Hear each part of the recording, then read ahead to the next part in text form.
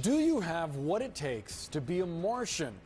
If you think you do, you may want to call NASA. They're looking for volunteers to participate in a year-long simulated Mars surface mission.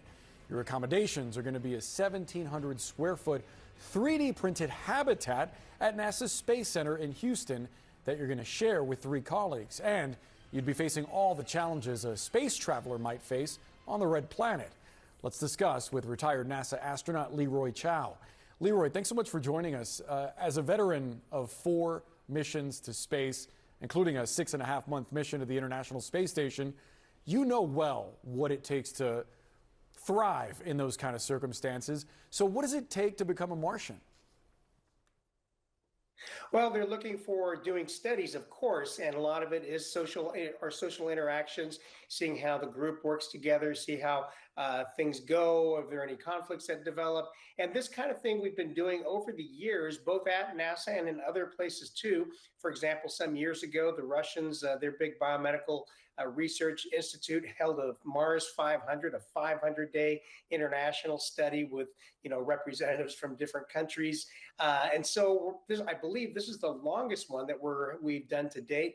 We will do to date here at the Johnson Space Center in Houston. So it'll be interesting. We learn a lot from these simulations. We also study a lot from the analogs in the Antarctic and also in the Arctic Circle on Devon Island. There's a small place there we do research as well. Talk to us about some of the physical and psychological challenges about being in such a closed-in space with other people.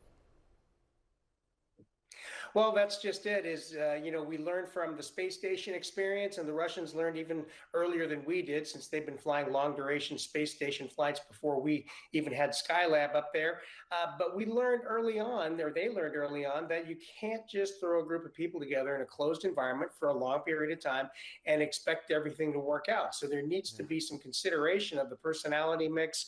And that's one reason that we pay attention to these things during training when we're selecting crews, putting crews together for the International Space Station. And that's worked very well, because even, from your experiences maybe in college when you decided you were going to get an apartment with your best friend, and after a few months you weren't friends anymore. Not everyone can live in close quarters with each other. So that's part of what we're looking at. What happens on a Mars mission, especially when you're going 6 months there or 6 months back in a small spacecraft? What are some of the psychosocial issues that are going to come up? Yeah, as I was reading this story, I was thinking to myself, it sounds a lot like being in a dorm room with someone you don't really know very well, and all the myriad challenges that can come in a situation like that. Notably, though, the requirements in the application, they don't appear to be too rigorous. You have to be aged 30 to 55, a non-smoker, a U.S. citizen or permanent resident. It doesn't really sound like they're looking for trained astronauts for this mission. Right. And that's one of the, I don't know, criticism is probably too harsh a word, but one of the comments on these kinds of studies is, are these people that you're selecting for these studies who can take a year off and basically go be a part of it?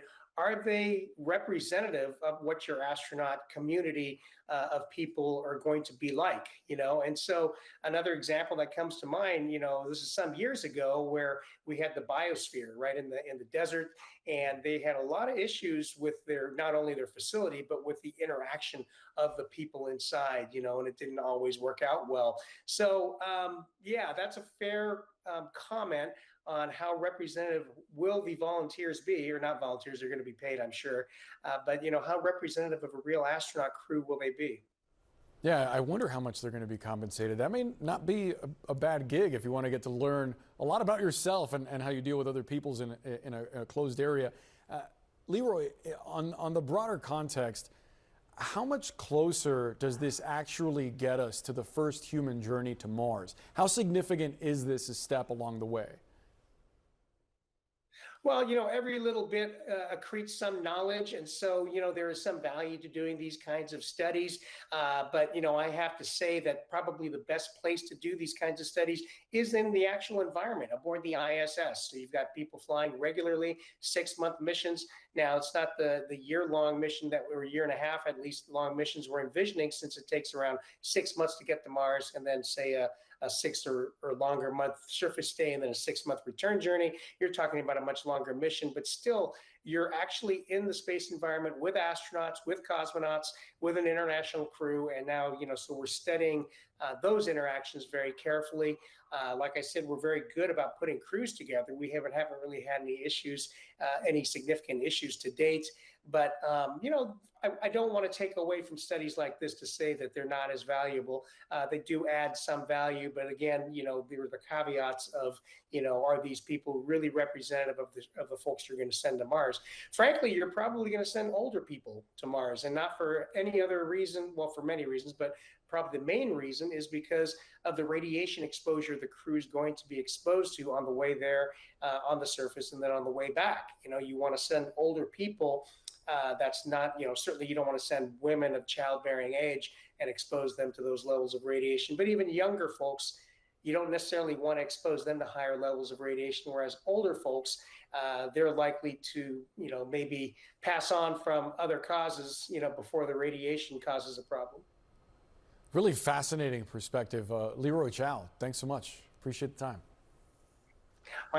My pleasure. Of course. A major